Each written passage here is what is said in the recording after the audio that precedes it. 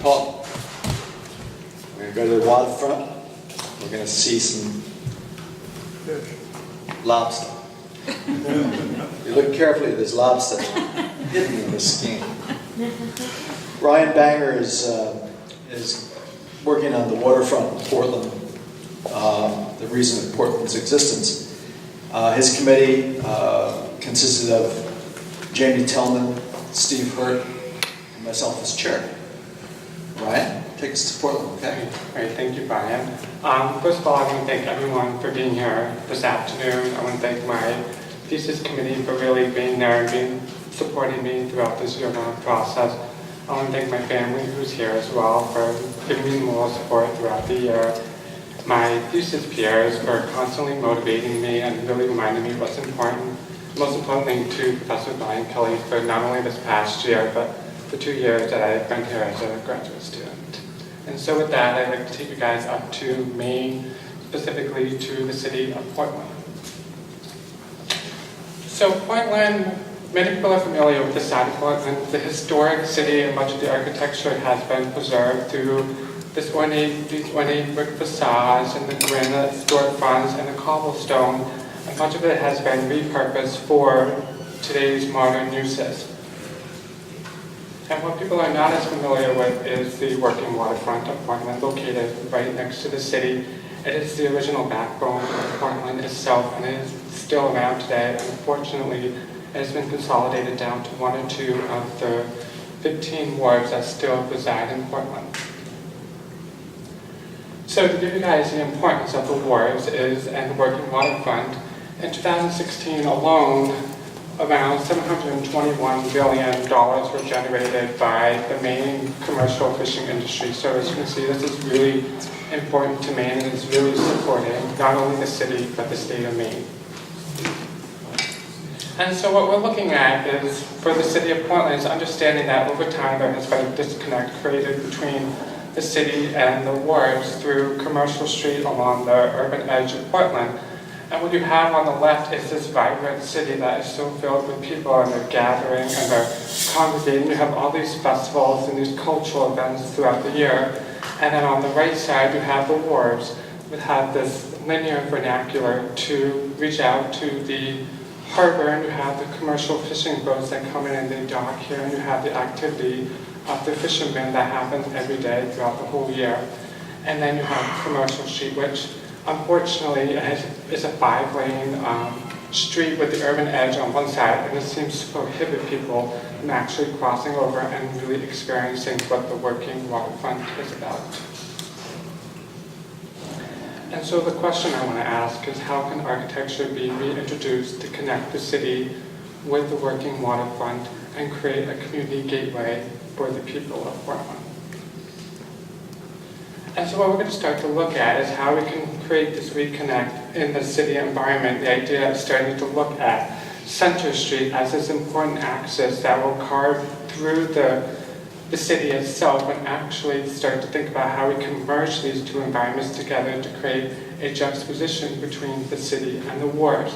And so what you get is this almost like this linear movement of actually bringing the water into the city, and at the same time, we're bringing the city out to the waterfront, and we're inviting people down to this waterfront in a really important and distinct way.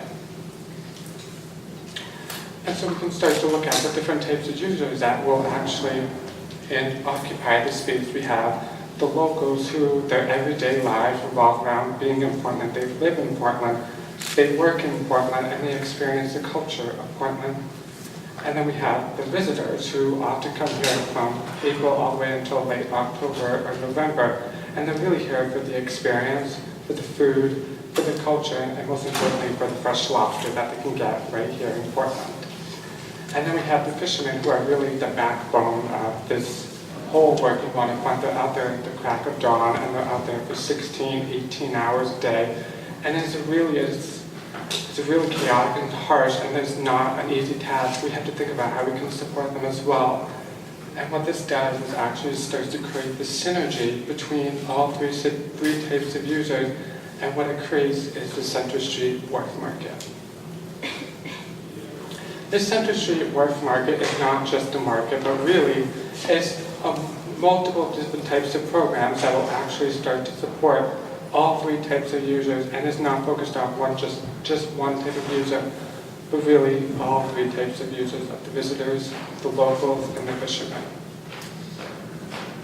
And so to give you guys a regional context, Portland is located along the southern coast of Maine, near Atlantic Ocean, and we'll be focusing on the downtown area located on the peninsula where the Wharves are, and is situated on a protected harbor away from the Atlantic Ocean.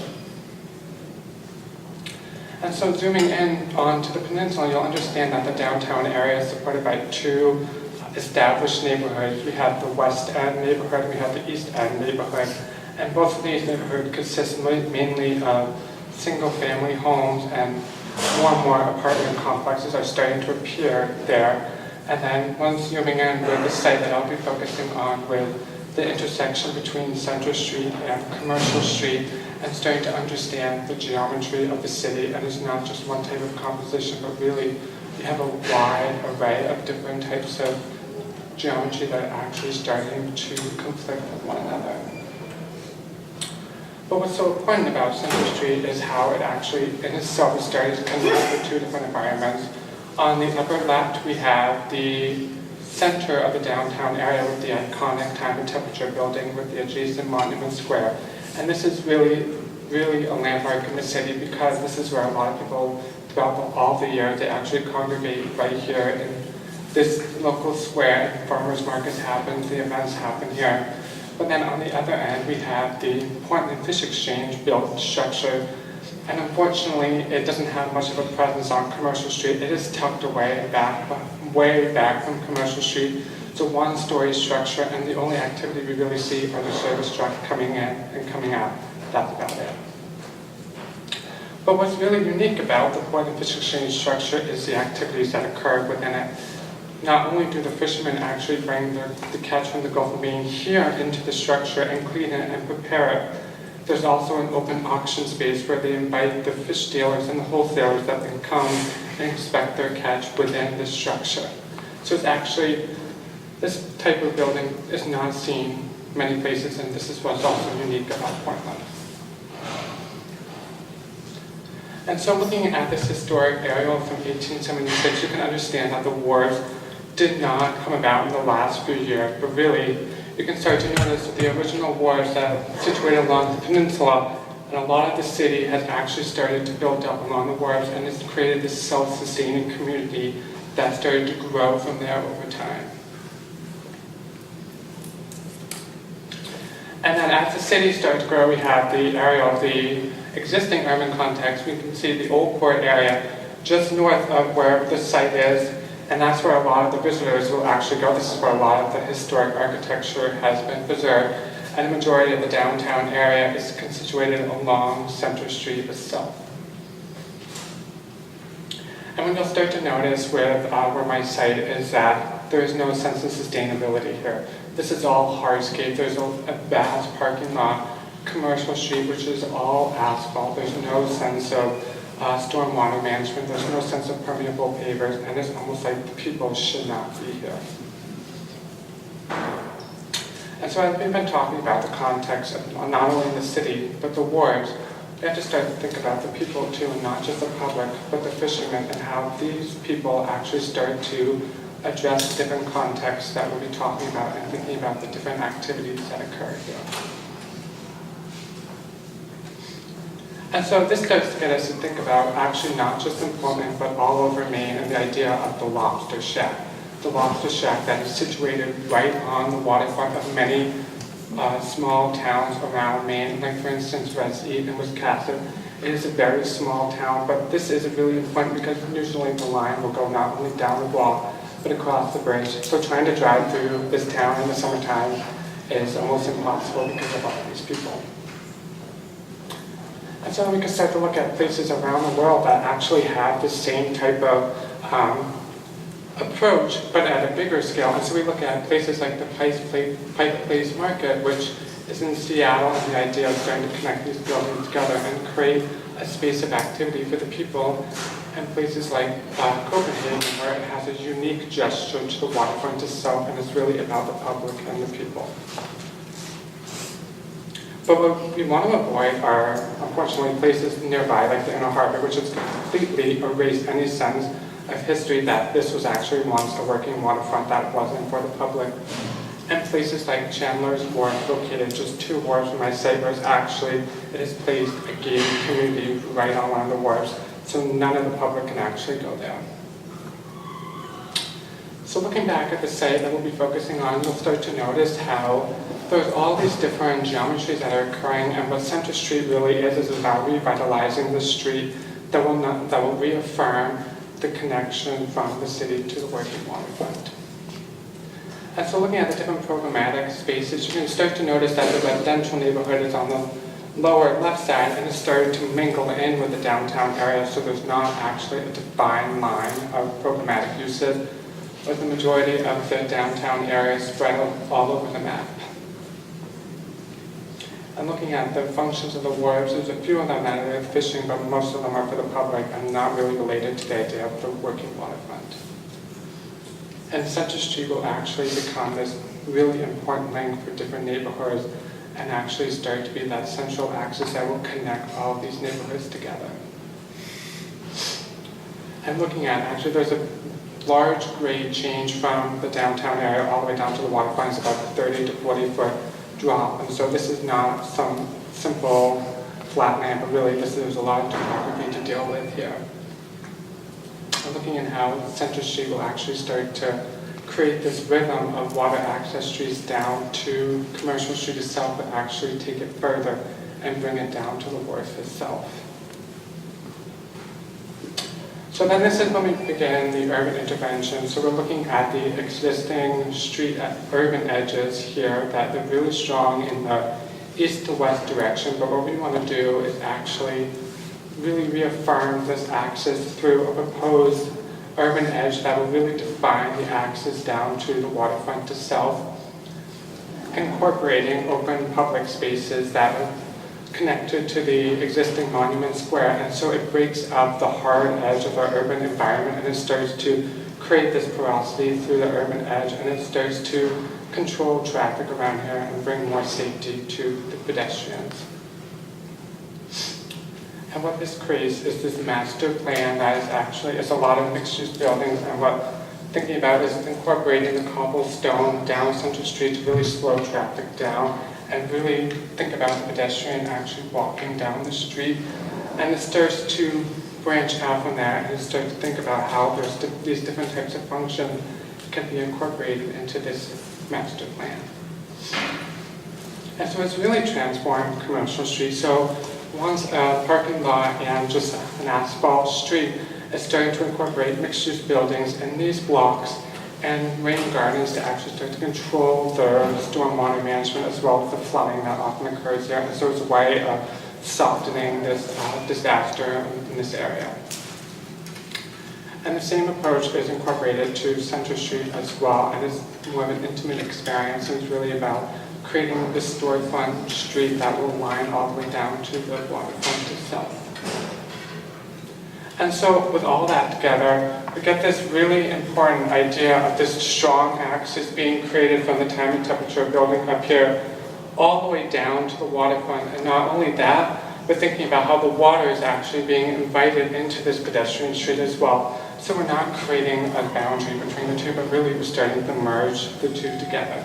And what you can understand is that now we start to get all this activity that's happening down there, and not one of them is really distinctly divided, but the boundaries start to get blurred.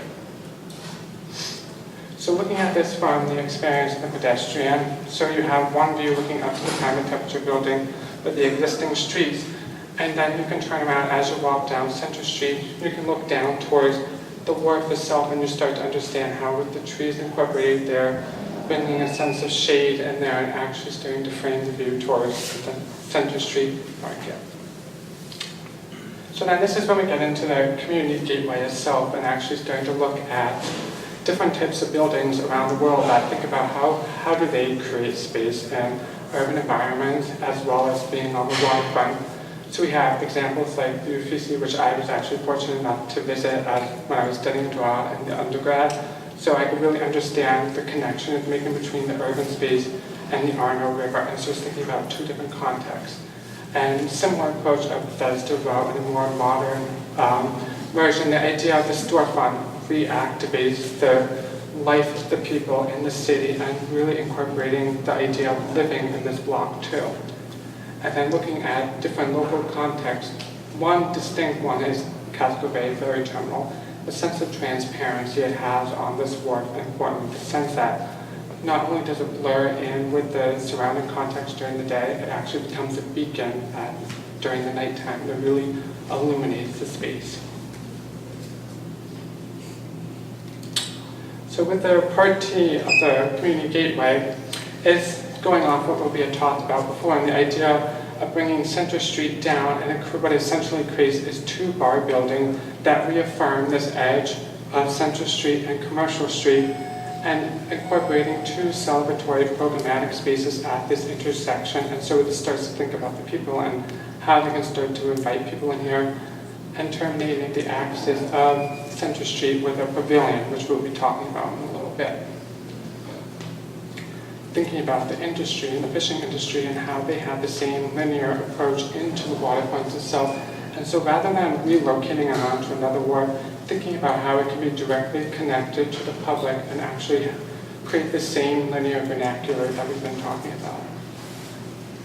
And last but not least, thinking about how we have this urban space that is directly located on the waterfront, as well as finding that link in the building that will connect the industry and the public buildings together. And so this is where the market starts to come into play. So looking at the floor plan, so if you're coming down Center Street here, if you're coming from Commercial Street here, you're invited through this threshold where you have a gallery space where local artists can actually bring the work and situate them in these galleries. Or on the other side, we have what is a cultural local artist spaces with a series of singular artist spaces where they are part of the public and start to actually think about how the public can see these artists and see how they work. And as they come down the street, the pedestrian street itself, we have a series of flexible retail spaces that are located on either side. And so this is really the opportunity to bring more local businesses, from not just in Portland, but from all around Maine to use these different spaces. And then coming down further to the celebratory moment of this urban space that will actually look out towards the harbor itself. And it is framed by these pavilions on one side and this market hall on the other side, and it creates this sense of transparency. And so it starts to think more about how there's not one boundary here. And all of this is linked with the redesigned Portland Fish Exchange just adjacent to the market space itself. And then on the second floor is where we start to get more residential units, and we have an upper market area that has the opportunity for people to look down into the urban space, as well as to look out into the harbor and into the market below.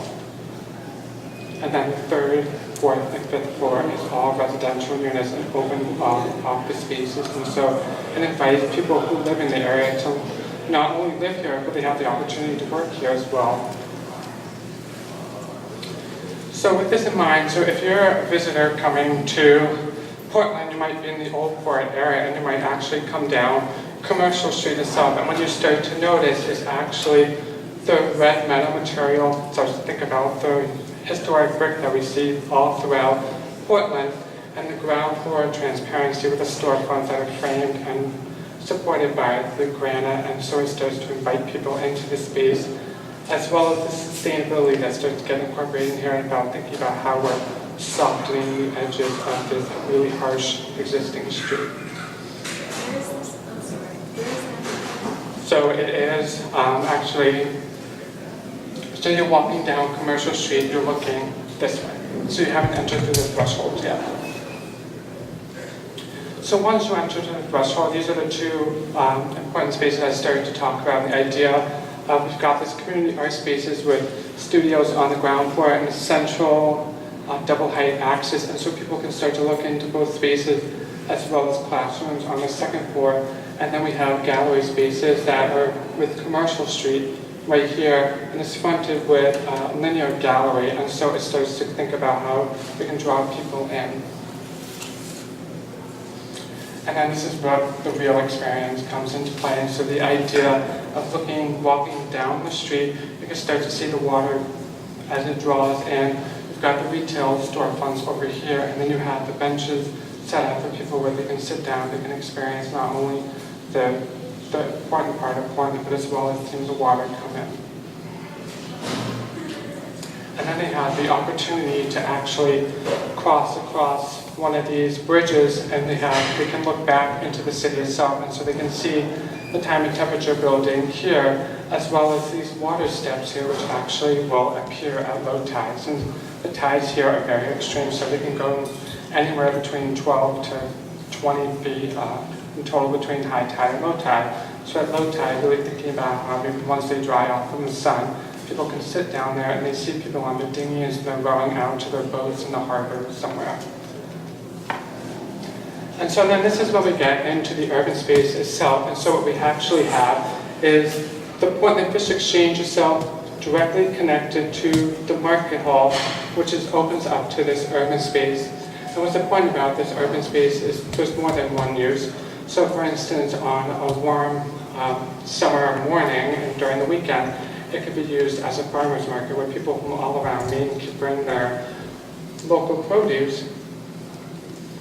It could be used on a warm Friday or Saturday evening to bring a waterfront concert venue and really draw big crowds of people into the space. Or it could be used on 4th of July and Memorial Day night when you see the barge out in the harbor and it's setting up and they light off the fireworks and the people are there and everyone is really enjoying the view from this urban plaza.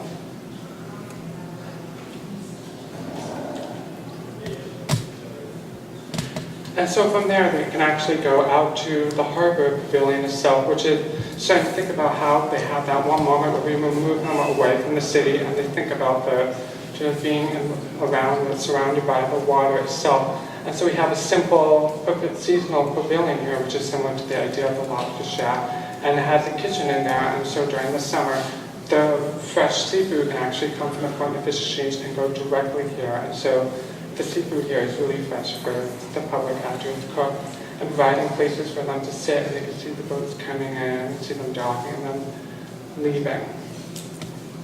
And from there, they can come back and actually walk through this market hall itself. And what's really important about this market hall is you can have a series of vendors that set up tables here, and you have the fresh fish and you have the fresh fruit that can come from all around Maine, and it's really about this transparency. And so what you start to see is this glazing on one side that starts to look into the Portland Fish Exchange itself, and so you start to see the interaction that could possibly happen between the two. And then this is when you get the opportunity to go to the upper market space, not only look back down to the market itself, but look out to the harbor itself. And so it's about thinking about how you get the two different environments and really creating that central link between the two. And last but not least, we have the book from the eyes of the fishermen themselves. So what they do is actually they approach the Portland Fish Exchange itself. They have the opportunity to dock here and unload their catch, and the building has sort of a presence of a light presence, and it's not so much about the building itself, it's about the activity of the fishermen. Where then they are brought into this flexible repair space itself with a series of garage doors that can open up and allow for maximum access into the space, and you have all of the machines that are set up there to clean the fish, to sort them before then they are brought to this auction space itself, which is located adjacent to the prepared space. And so we have a series of tables that are set up, and so the fish is brought directly from the prepared space here.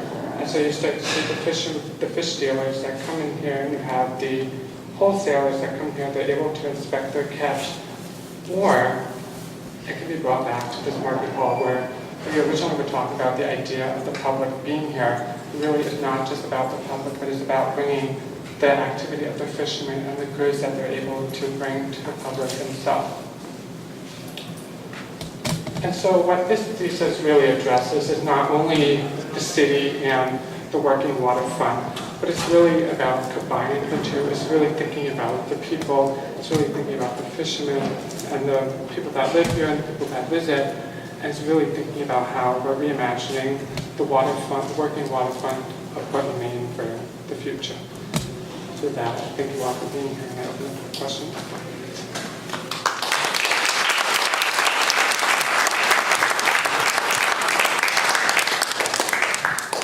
Thank you.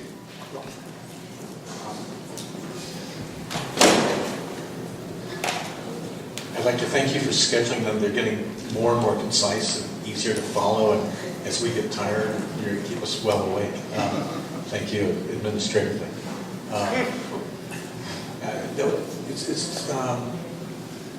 It was extraordinarily professional the way you pulled the whole thing together. Clear, succinct, point by point, point by point. Really, really amazing. From my standpoint, there's a,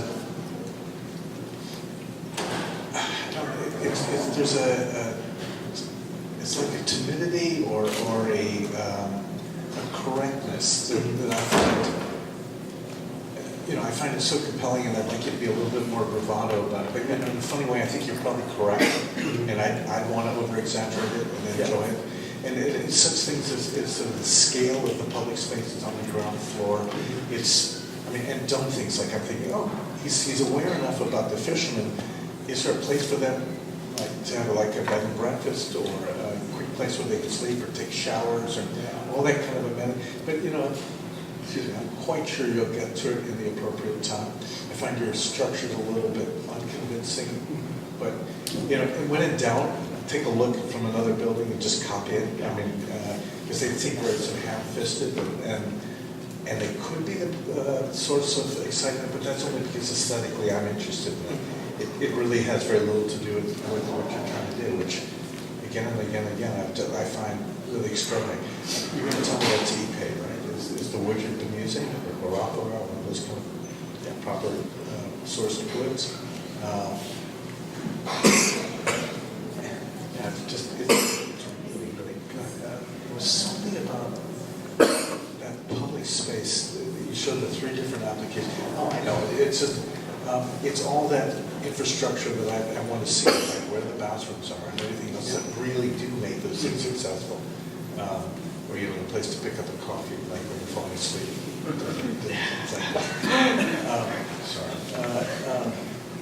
No, it's just great, and I'm just floundering away, letting everybody else try to think of something critical. Okay.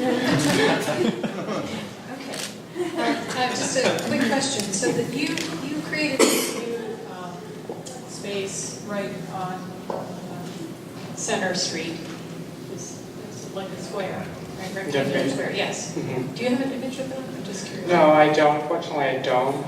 But what's really important about this space is because if you look in the original one, it's essentially 5 or 6 streets that are coming together at this one point. And so what this is addressing is how we can create more of a controlled traffic flow around the square. Well, I wish you didn't say that. You could just say it's an important, significant intersection of great historic buildings that need desperately this public space. Okay, so let's pretend you said that. Okay, I was just curious because you read it prominently in your diagram. I commend you at extremely thoughtful urban planning, a place you obviously know really well, feel strongly about, and it shows in your work. It's so important in your career as an architect to be emotionally attached to what you're doing. It's hard to fake that. So that being said, I just offer a few things to consider. I think in the space that you created, the first channel with the stairs, I think the pedestrian spaces are a little skimpy because you were so thoughtful about Commercial Street and layering in a place for trees and fire retention or stormwater management and bikes and that sort of thing.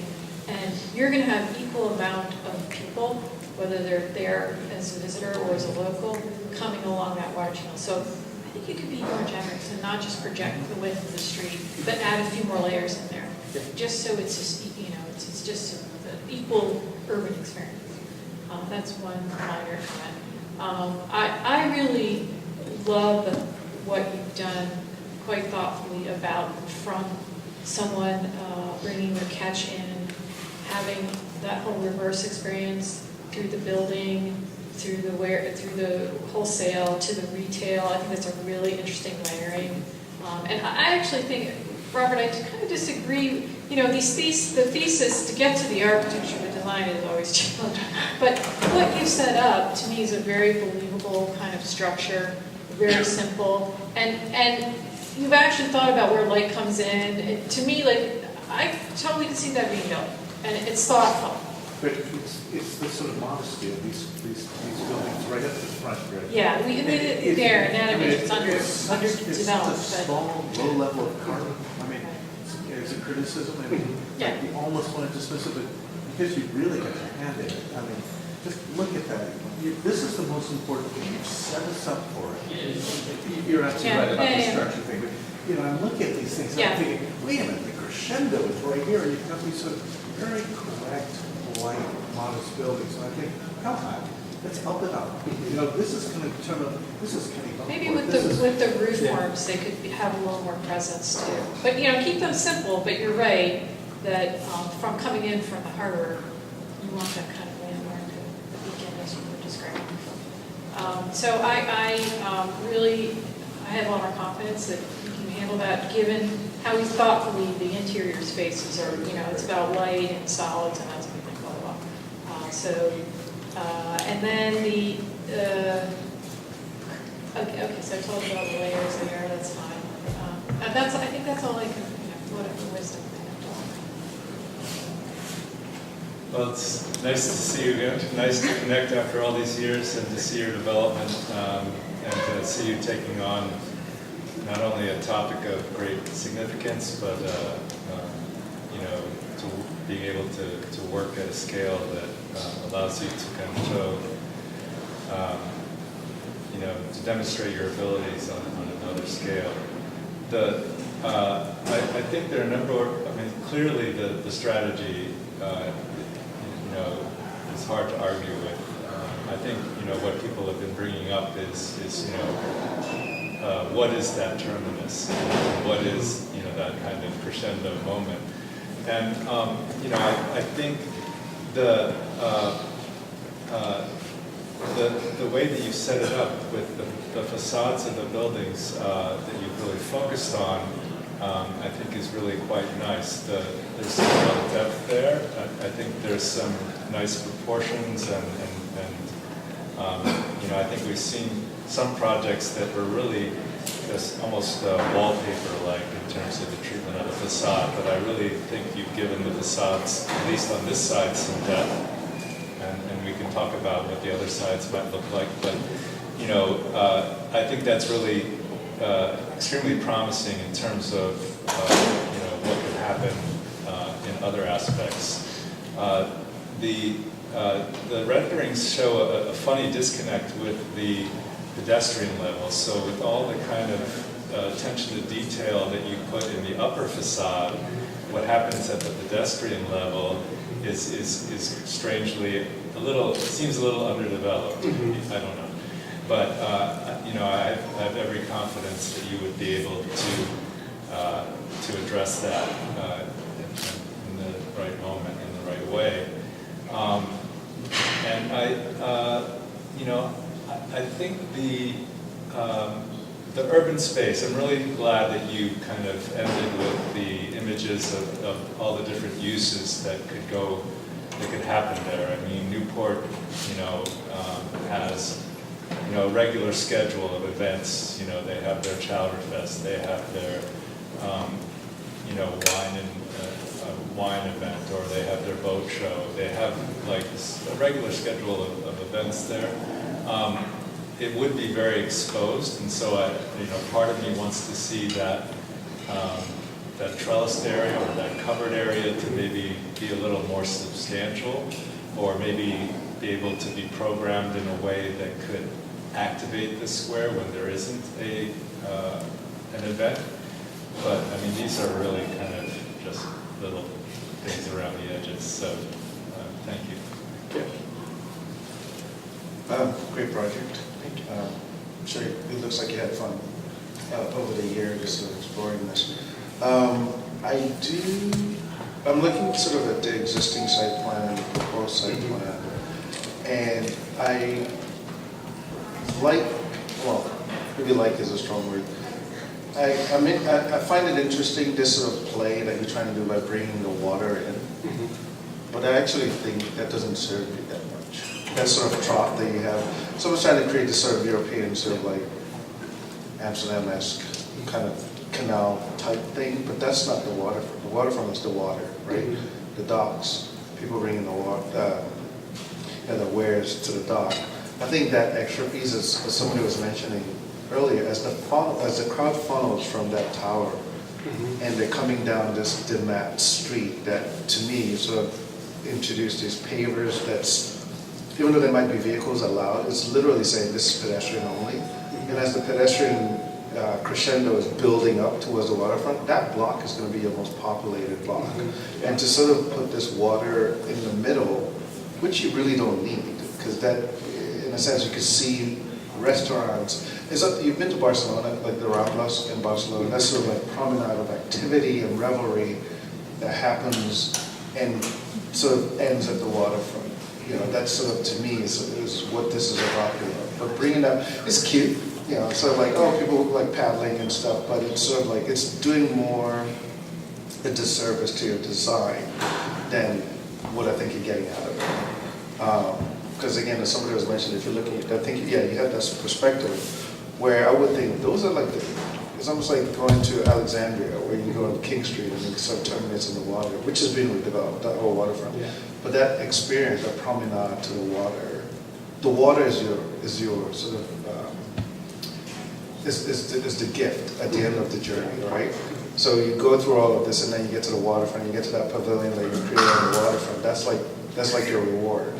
So I don't think you need that canal, because I thought it was existing, but then I was like, oh no, it's not existing. You're trying to play with these fingers coming in and trying to sort of replicate that, but I think that's starting to take away. The second thing I was going to mention is, well, two things.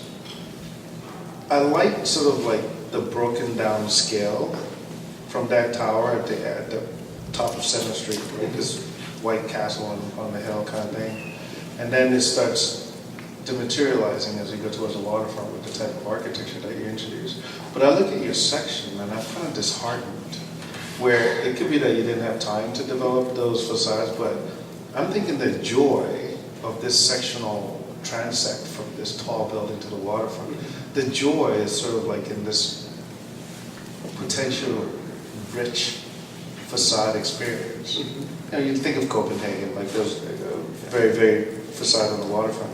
And I just see this, that you did one facade and you just pasted them everywhere, which I think it's, again, you've stated the problem that you're trying to address, but then the strategy that you choose to attacking the problem, I think is not helping you. Because if you didn't have time to do it, I would just do this as simple massings, just like you did that tall building. Yeah. Just make it white in the background. The idea is that the section as you go from high to the waterfront. And then to get to the waterfront, to that building, those two buildings, first thing I was thinking, I was like, why did you back to scale when you sort of crenulated the smaller scale and then it gets to I was like, okay, you're doing a wharf, interpretation of a wharf type of structure. But I would then expect the architecture that you're creating to either be a riff off of that wharf type of architecture, and not just a building that I could see in downtown DC. Like if I go down, I can see this apartment, it's like another apartment block, right? But your thesis mentions the architecture of wharves. And I'm like, well, where's I'm waiting to see the excitement of wharf type, you know, how have you interpreted this idea of wharf type architecture? And I think it's maybe something that you probably didn't have time to get to. But I would have liked to see that in those two bar buildings. And especially as the building to the left, as it turns a corner, why did you need to extend that? You could just truncate it and make that a different Yeah, I was focused, well, for this one, I was thinking about how maybe in the future, if the street started to get more developed, and so thinking about how rather, because I had originally tested it with just a bar building, but I didn't feel like it reacted to the edge of Commercial Street. Okay. So, because it was very strong with Central Street, but I wanted it to be just as strong with Commercial Street. And I could buy that, but I would turn, I wouldn't make it the same architecture. Like the Wharf, you mentioned something quite eloquently when you started, which could have easily been missed, where you sort of discussed how these buildings are served.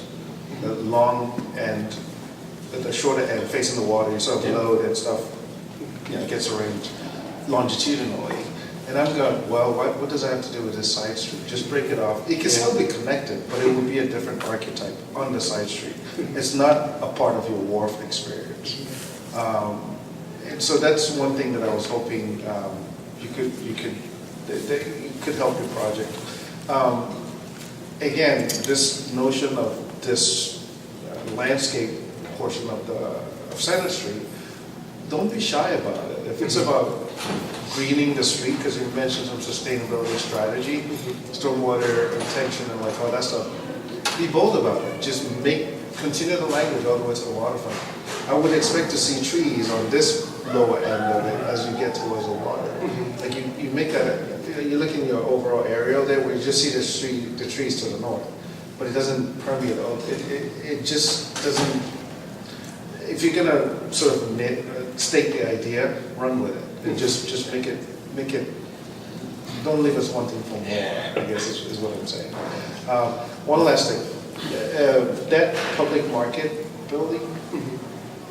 I love the look of it. And I love one of the precedents that you had on earlier. Was it in Bergen? Was it Norway? Bergen Fish Yeah. Market. I've always loved that building and the transparency on that ground level and then upper levels like meeting rooms and stuff. But you also have to pay attention to how you're organizing stuff, right? You see, like to the left, those fishermen, they're facing people on the plaza outside, and they're looking at the backside. It's the nastiest thing of like all the stuff that they don't want people to see. So why not make that all public space and just sling all the fishermen people to the right, right? So it continues that porosity from that plaza into the building, and then it ends at the people cleaning the fishes. Because again, it's not a pretty sight where it's almost like seeing how the sausage is made, which you never want to see. You just want to put it on this kind of plate. You don't want to go through the process. So that back of house stuff, relegate it, zone it, relegate it to a back of house. But yeah, he has. The preparing of the fish happens separate from the auction of the fish. So which auction, one? the preparing is in this long arm. The auction is in this portion. I'm talking about the public market. And the public market is there. Right. You get to actually look in and see the fish auction. So with this image, the public, These are continuous. I understand, but with this public market image, what's what? This one right here. That's to be selling. You're looking at a plaza. So to your right is the plaza, right, outside? So the plaza is over here. Yeah, exactly. And then this is the public fish exchange over here. That's where the auction space is happening. So Right. the prepared space is tucked away further back there in this part of the building itself. So again, if you look at that aisle that you've created in the public market, what's happening to the right? The guy in blue, what's he doing? In that public market image? This one? No. He's selling. Those same. Oh, this one right here. Yeah. So he's selling the fish to. What's the guy on the other side? What's that? Okay. No, sorry. He's opening up an oyster. Right, so that's what That's for the They're public. separate. I don't think they're saying the same thing. They're separate vendors. They are. But I'm saying if the plaza is up here, looking at the backside of this, why not relegate everything to this side and the The outside plaza, over so they're looking at the plaza over here. They're looking down into the market over here. I mean, they can look at this. These are in the brown. These open up entirely. This opens up entirely. You move into this. These are stations where you can get oysters. Sure. You can, Oh, so the image is not complete. So it goes further Yeah. to show that. Yeah. Okay, I thought this was against the glass, sorry. Oh, no. Thank you, thanks, Mark. But I It think- is the problem of the way these things are set up. It's Sure. like when I was over here with Jake's thing before, that's the watercolor, Right. it was privileged information for people on this side of the room. And I think the point I'm trying to make is how you zone stuff. Like if you're gonna have something be public, now it's clear with the explanation. But if you're gonna have something public, have it be public and don't expose the backside of the guy cleaning the fish and whatnot. But I think the diagram makes it clear. I think the last thing I'm gonna, again, great project, but I would ask you to sort of just take a stab at these elevations once more and just bring in that sort of joy that you want to see. Because you made a point by saying this is the start of your project. You picked that building. So what does the architecture leading to the waterfront, what does it look like? And I think that'd be nice to see. Yeah, because throughout the year, I'd done some of those studies, so I was looking at a lot of the historic context, but what it came down to was really focusing on the community gateways, so really enhancing the experiences along that, but I do understand that. Great project. Well, I just want to echo everything everyone else has said. I agree with Mide, and I think Maria mentioned about the bringing the water into the sort of thread that you've made from the iconic tower to the pavilion. And the users, you're going to have more and more people, and I think one of the things would have I helped think you you should if... keep the water, I didn't say to take it out. Okay, sorry. Yeah, keep throwing it. Okay, sorry. I thought you were talking about how, oh, you said it was just too compressed. Well, I think two things. I think that's powerful and real estate both for your retail, and that would actually enrich and enliven this space, always make it like a space and not just a promenade and a way to get here, if you actually made use of that space, because this is going to get dark. And it would also allow you to maybe bring some of the greenery through and also possibly bring the cobblestone down closer to the waterfront. Your urban design and master plan is wonderful, and I'm wanting you to do a little bit more. Like, not so much here, but here. Thinking back to the map that you presented of history, where there were just fingers and fingers of, and I don't, you would know better than me if the city really needs that much wharf and fish activity, but it seems like it's sometimes a dying merchant could benefit from. Additional services, additional fees. Well, here, and you need trucks, and you need some of this, but I think there could have been a hybrid of activity here, and you have green space here, so you could really kind of thread this thing along and allow it to be the fisherman activity, but bring the public through. Two ideas about crossing that midstream. If you could widen it where you come to that, so there's a significant island in the middle, then you only have to cross so many lanes. If you don't get all the way across, you're in that island. Further in the Wharves block. Here? No, and this is this big fast street, right? Oh, right. If you could widen that, so there's a significant island.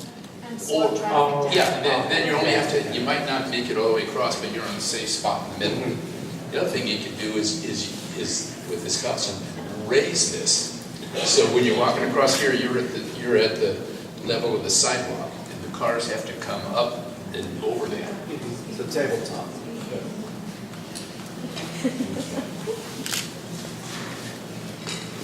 Such a great project.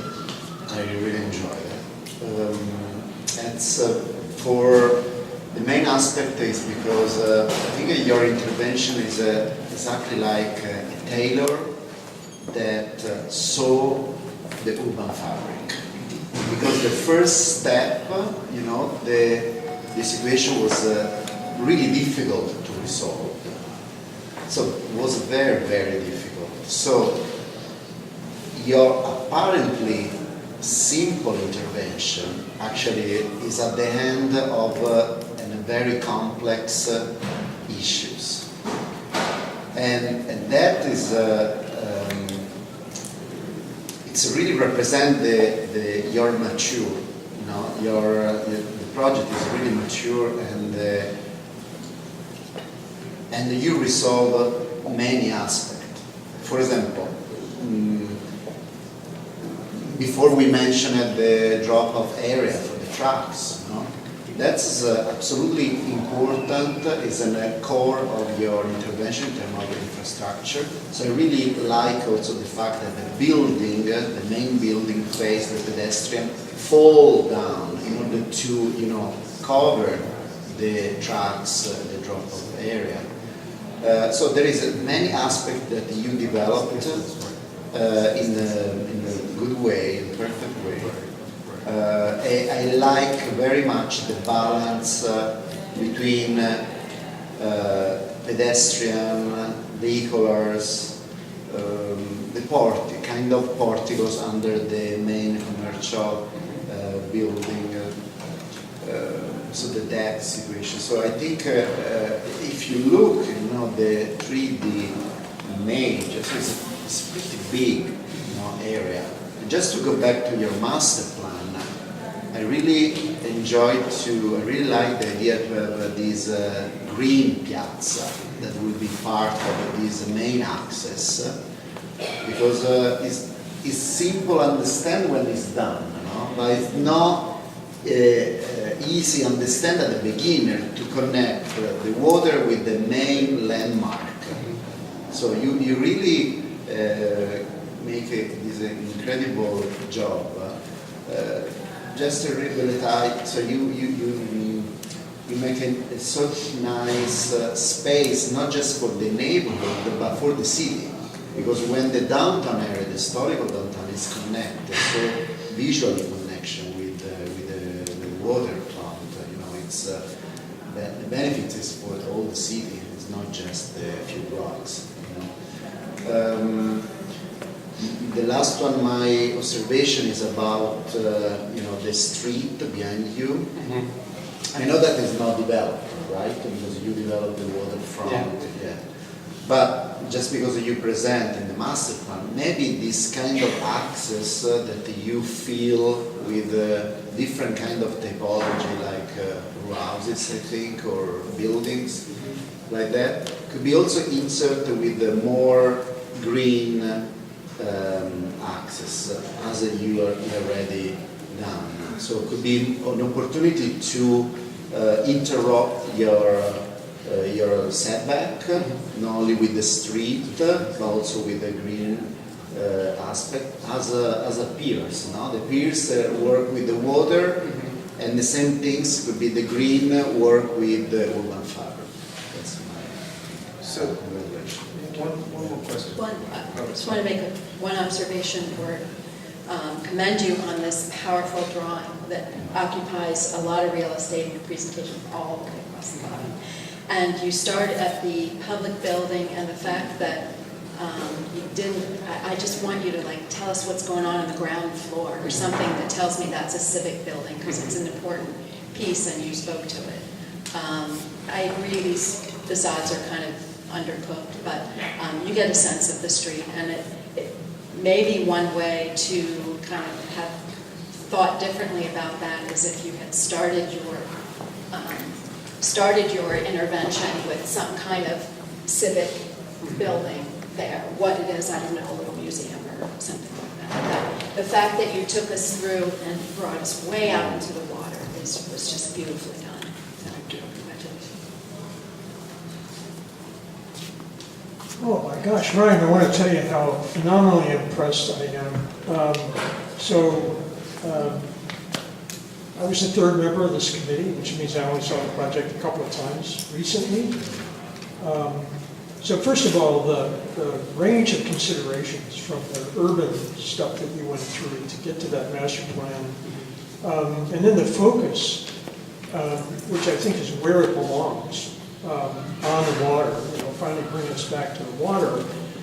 And I was, as I was listening to comments about, the water and the space between the buildings or whatever, it made me rethink. First of all, I was surprised to see that because I wasn't aware. It wasn't there a couple of weeks ago.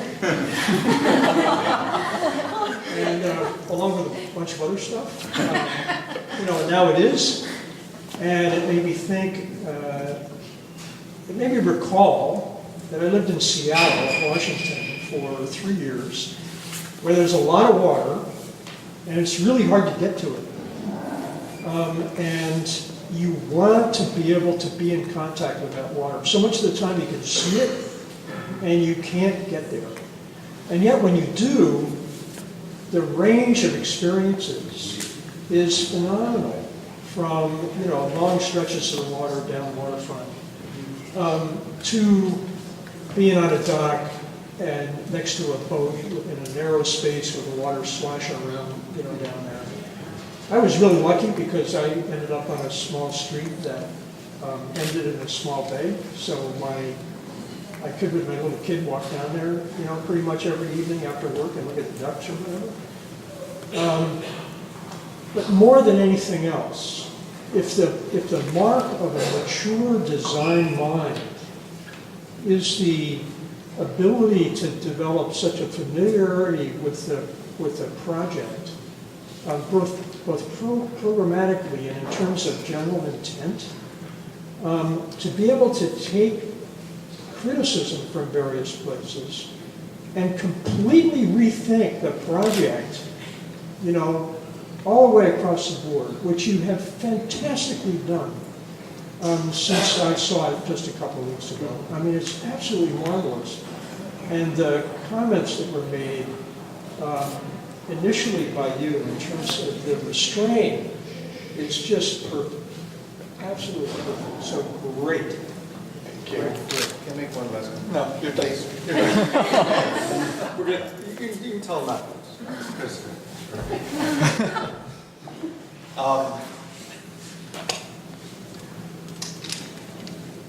Last year at this time, Brian made a presentation in your office. Actually, it was a little bit before this time of year. In Torty Gallus's office, Tom Gallus is over here. He was here yesterday in support of Gregory's thesis. He's here today in support of Brian. Tom's firm started scholarship 25 years ago in memory of one of their colleagues, Jack Smith Kirkston, that has been helping students in the school get both practical experience and get scholarship funds that propel them forward.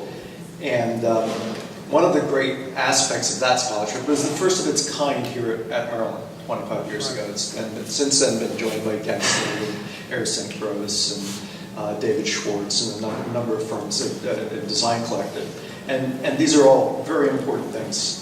But the unique thing about how they do their scholarship is they invite a member of the faculty to be present and be in the room when these incredible people are interviewed, and they get a chance to talk. So the presentation today, I knew it was going to be good. Because I had seen, and I knew your presentation yesterday was going to be good, because I had seen these guys in action outside of the realm of the classroom and knew that this was just going to be really good. I didn't know it was going to be this good. It was very good. It proves that storytelling, as we talked yesterday with Ilona's thesis, is so absolutely essential and absolutely a core to conveying the ideas of a project. And you were very successful at doing that. Also, by paring it down to what was essential. So there's a lot of stuff that really, the comment about the facades in the street, they literally were not part of they are just placeholders for something to be done by somebody else at a later point in time, just to give you a sense of scale. But the comment of the character of the building, and particularly the facade of the building, was comments about making it a little bit, messing up your hair a bit, or ruffling up your jacket a bit. I think what we see here is really Ryan. I think Ryan is searching for a language that is just right for Portland. It is definitely critical of the architecture of that privatized pier down the way that he showed us an image of, which is sort of schmaltzy, it's stuff that makes Arthur Cotton Moore look desirable. At any rate. But I think the comments are well taken, and I think there are things you could potentially look at. Like if you were to spend more time looking at the architecture of piers and wharves, that might lead you towards something like a vintage of morphosis of Tom Maine, let's say the Sixth Street house era, where there was kind of promise of tectonics and there was a kind of edginess, but not an over-the-top dark edginess. Because I don't think dark edginess is going to play in LL Bean territory.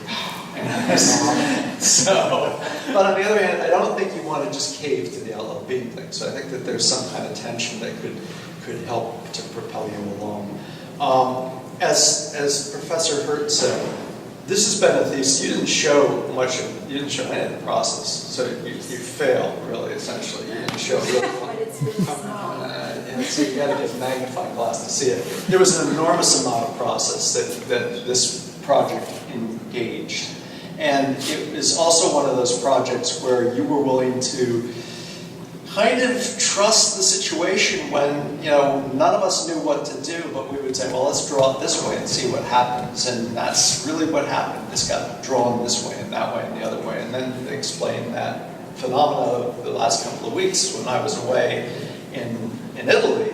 I set up a visit in Tom's office for Ryan to go spend some time with Cheryl O'Neill and Rob Goodall and who else was there? Yeah, and so we had an opportunity to get kind of objective opinion from three third parties that allowed a reality check to take place. And I think this happened with you, with your mentor, and these kind of things have been very helpful, I think, for people. So the reason I'm saying this is I think it's a very helpful thing is to bring in other eyes other than the people that are constantly looking at it.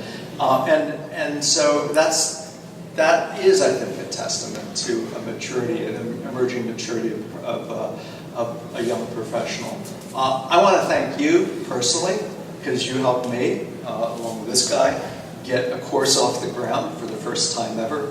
Two of the best TAs I've ever had. Two of the four best TAs I've ever had, because the other two last semester were excellent as well. And I just really want to thank you for being a great citizen and a great friend throughout this.